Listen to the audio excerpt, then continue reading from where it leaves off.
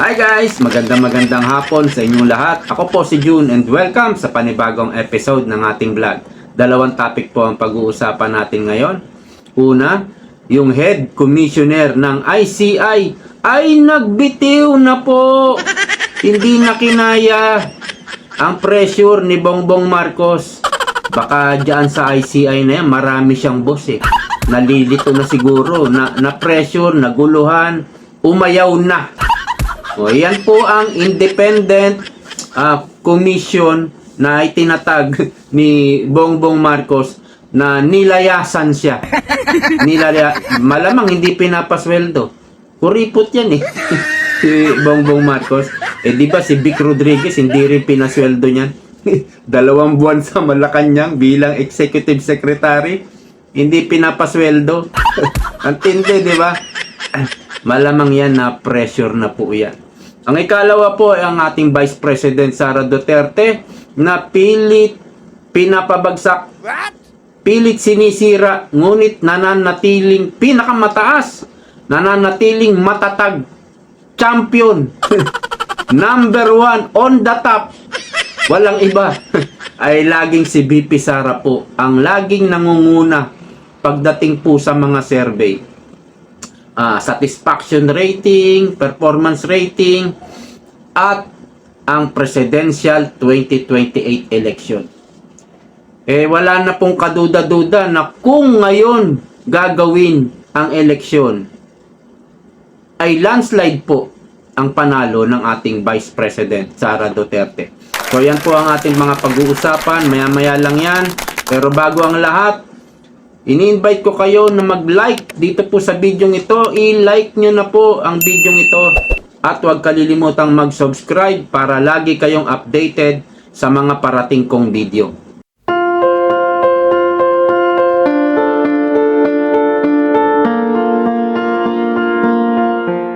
Alright, ito po si Rogelio Singson resigns from ICC. Report po ito ng ABS-CBN. Naibalita na to ni Jing Paras. Jing Paras ba yun? Siguro a few days ago. Ayan, nag-resign na nga. Ayan. Ito po dilawan po ito si Rogelio Singson. Dati po itong DPWH chief ni Noynoy Aquino kung hindi ako nagkakamali. Bongbong Marcos, mahirap magtiwala sa dilawan. Sa bagay kasi ang dilawan na yon, yung sinuka nila, kinakain nila kasi pinakikinabangan nila si Bongbong Marcos. Ito po si Rogelio Singson.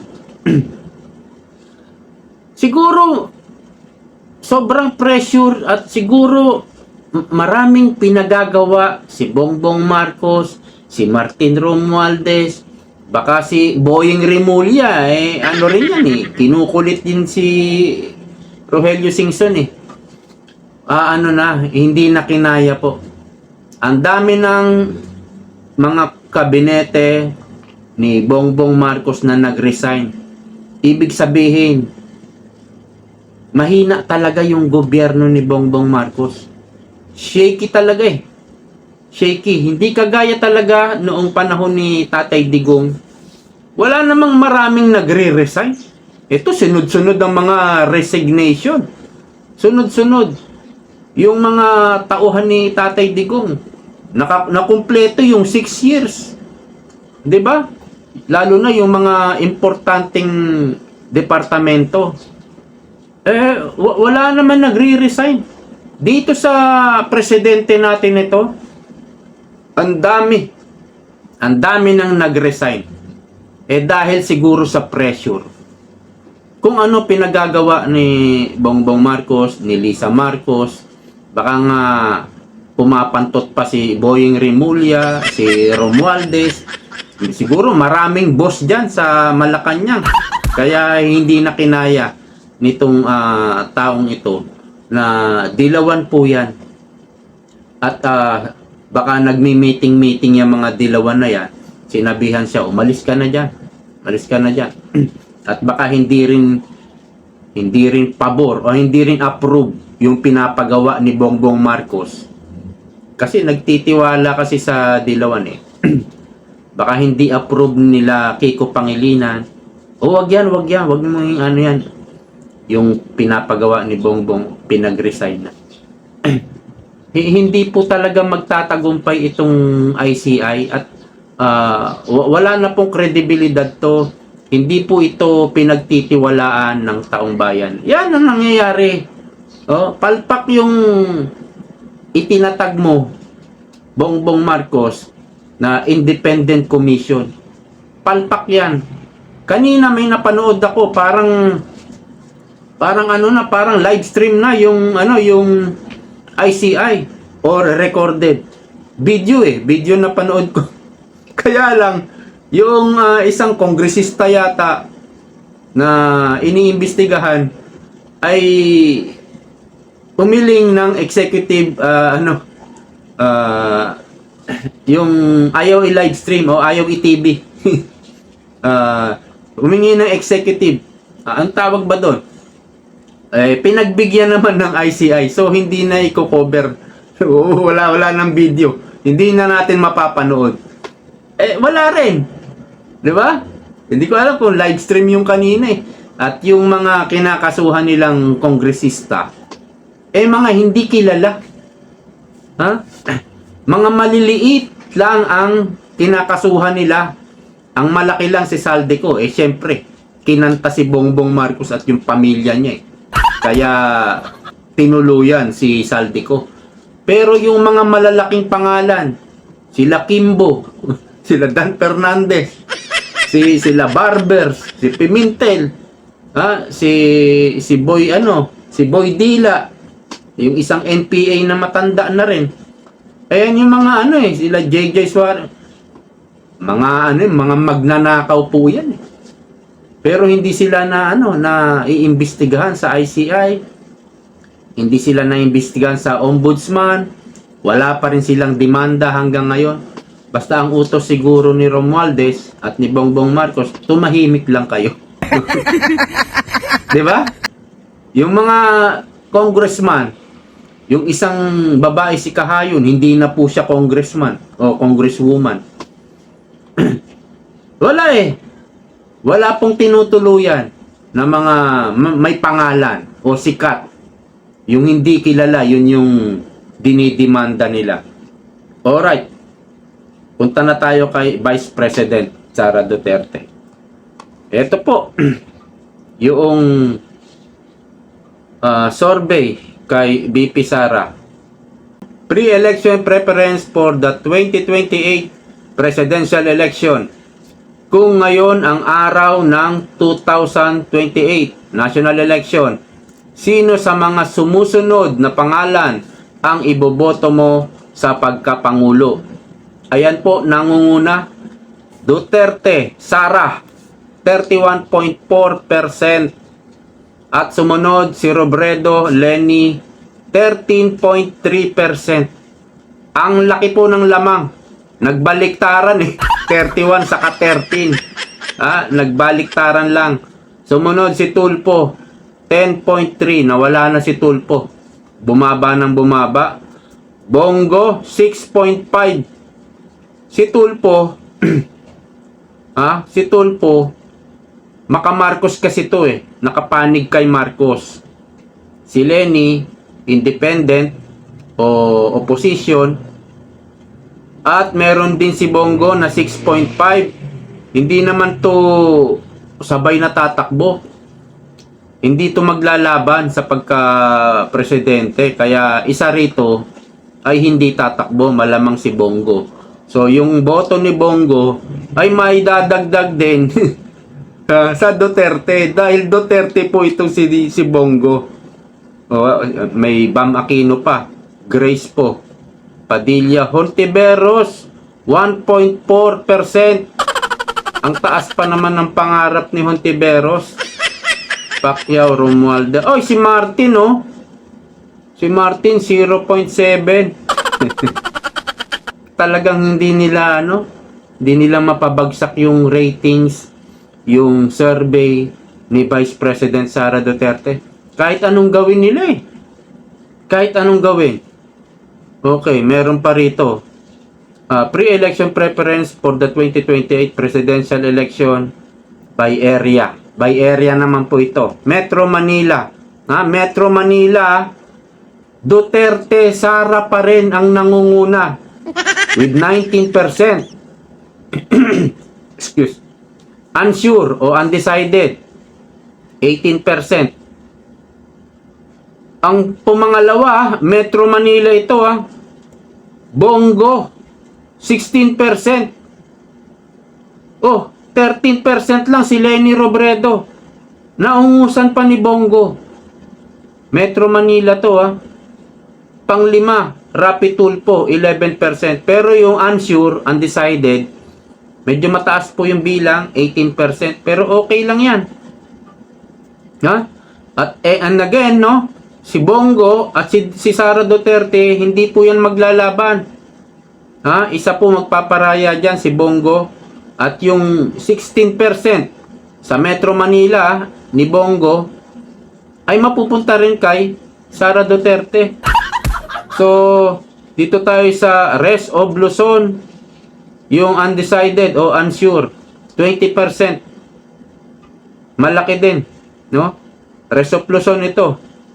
Pangalawa, Sara Duterte, 18%.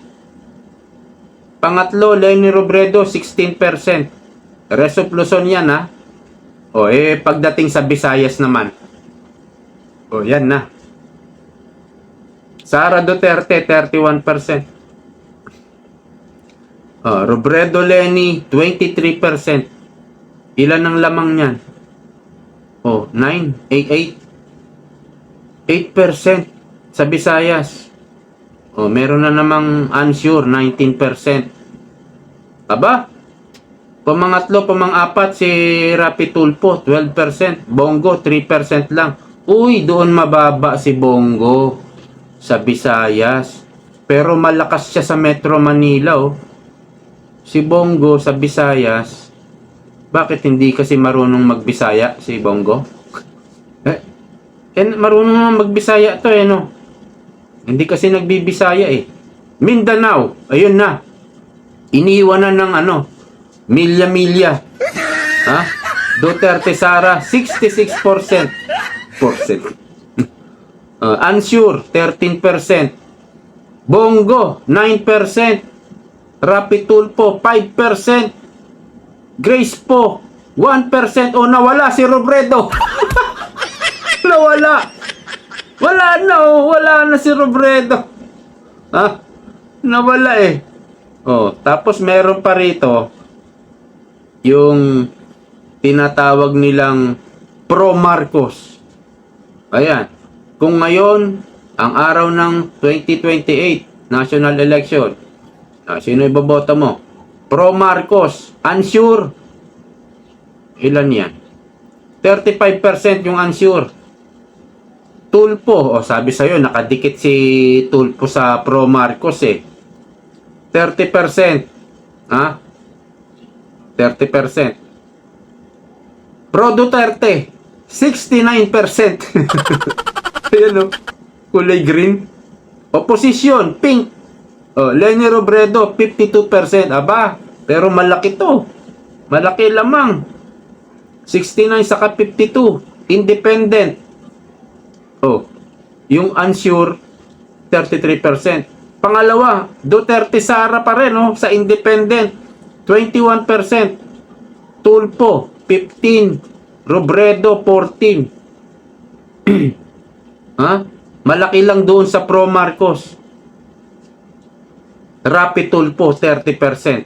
Tapos si Robredo, hindi iboboto ng Pro Marcos. 6% lang, Bongo, 7%. Grace po, 5%. So, yung mga Pro Marcos, ang iboboto nila ay si Rapi Tulfo. Pero, sa opposition, malakas si Robredo, 52%. Ilan lang ba ang bilang ng opposition?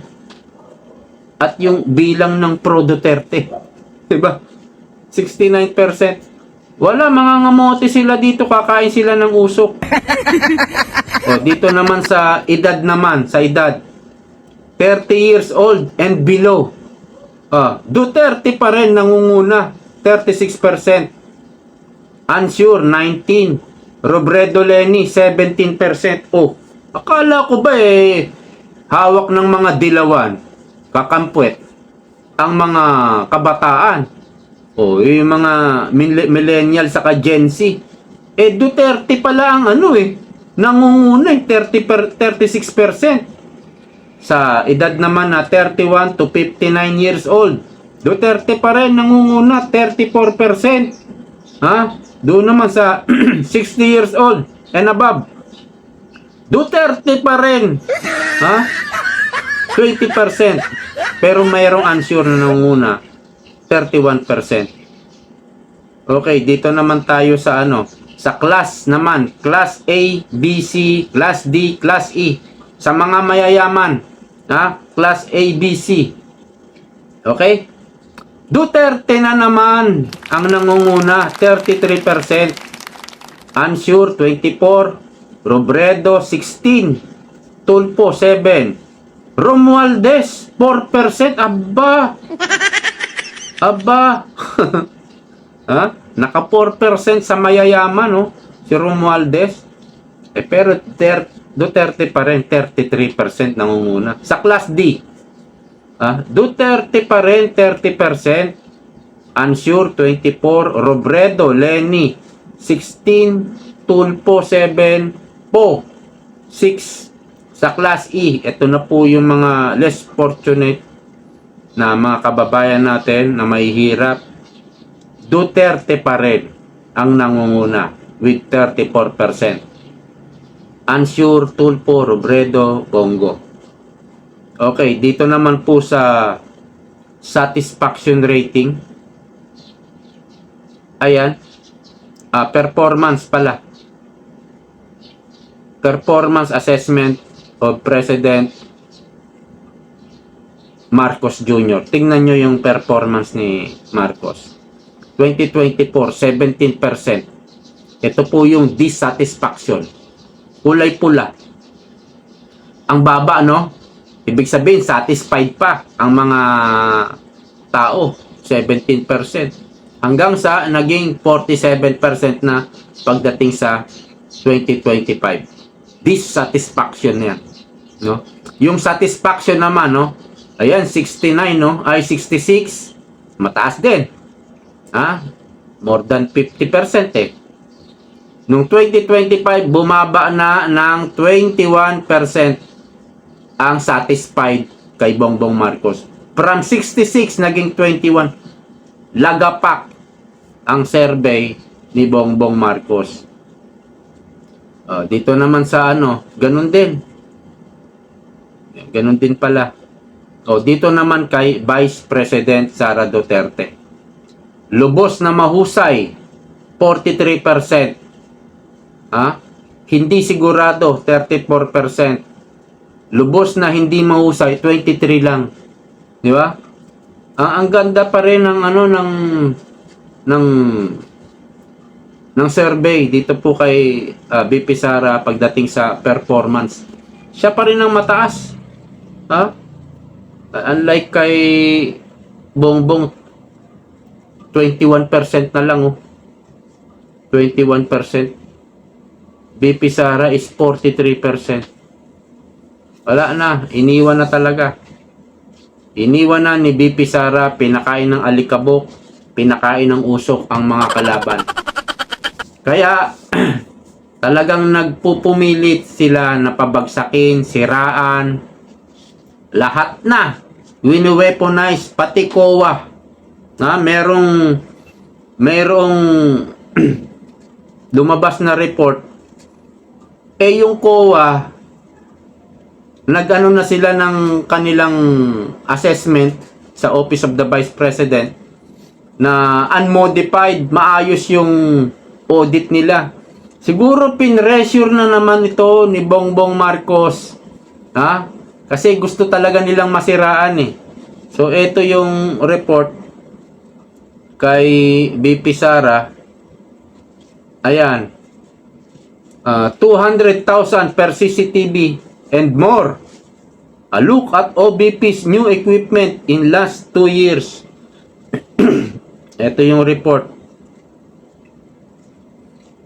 Ayan, si Vice President Sara Duterte raw, yung office niya ay nag-acquire ng 7 CCTV units in 2024 at nag-average ng mahigit 200,000 each CCTV according to financial records released by state auditors on Monday. The Commission on Audit annual report for the OBP also listed the acquisition of 13 units of laptops valued at 3.9 million or roughly 300,000 each. Alright. May sagot po ang Vice President dyan. Ere. Ayan, no?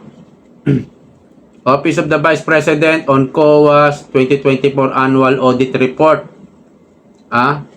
Number 1, there's an oversight description. Number 2, ayun, may donated pala. It's 12 donated yan. Okay. Basta sinagot po yan, ha. Nasa Facebook siguro ni Vice President. Ayan, no. May mga sagot ang Vice President. Ganyan po ang mga Duterte. Pag may inilabas ka na balita sa kanila, sinasagot po agad. Hindi kagaya ng Malacanang, mag-iisip pa ng 2, 3, 5 araw bago sumagot. O, ganyan po. Kasi wala silang wala silang kasi mag-iisip pa sila ng kasinungalingan nila. Yung sa procurement po, ay sa pagbili nga ng mga CCTV na ganyan, meron tayong sinusunod na procurement law. Yung batas na yan, panahon pa ni Makoy, tatay ni Bongbong Marcos. Diyan na nagawa yung batas na yan, yung procurement law. Bago ka bumili ng kahit ano, dadaan ka sa batas na yan ng procurement law. Sinasabi kasi nila, parang ang mahal naman ng CCTV, 200,000 each daw. Imaginein mo, ang gagamit po ay Vice President Sara Duterte o opisina ng Vice President Sara Duterte. Ay, opisina ng Vice President. Siya ay pinaka anong tawag nito? Pangalawa sa pinaka mataas na leader ng ating bansa. Ang CCTV po kasi may mga kagaya ng latest ngayon, may mga 4K na ngayon . Yung malinaw talaga yung CCTV at baka kumikilos pa yan, gumagalaw. Sa bahay, mayroong range na 10,000 to 60,000 package na yon sa bahay po. Yung mga mayayaman, nasa 60,000 siguro or up to 100,000 yung kanilang CCTV. Pero yung iba po yung leader ka ng pangalawa ka sa leader, pangalawa ka sa pinakamataas na leader ng bansa, no? At sinasabi ko nga kanina, yan ay dumadaan sa procurement law. Doon sa procurement law, may bidding po doon. Dadaan po yan sa bidding. Lahat ng i-acquire mo, i-acquire ng gobyerno, dumadaan sa bidding. Pwera lang sa mga flood control. Kasi sila-sila na rin yung yung contractor. Kaya ano pang bidding ang gagawin nila. Pero kung legal ka na taong gobyerno, wala kang bahid, pangungurakot, dadaan yan sa bidding. Ano naman magagawa mo kung ito yung sumali lang? 3 lang halimbawa. Hindi naman porket mura, doon ka na sa mura. Mura nga, 2 buwan lang, sira na agad. O di nasayang lang yung pera ng mga taxpayers. Diba? So, doon ka na sa siguro medyo maganda-ganda. Wala kang ibang pagpipilian . kung ang sumali lang sa bidding 3 doon ka lang pipili. 'Di ba? Sigurado may papel 'yan. Ito yung contractor, ito yung mag-i-install. Package na 'yan, lahat-lahat na 'yan. 200 each, 200,000 each.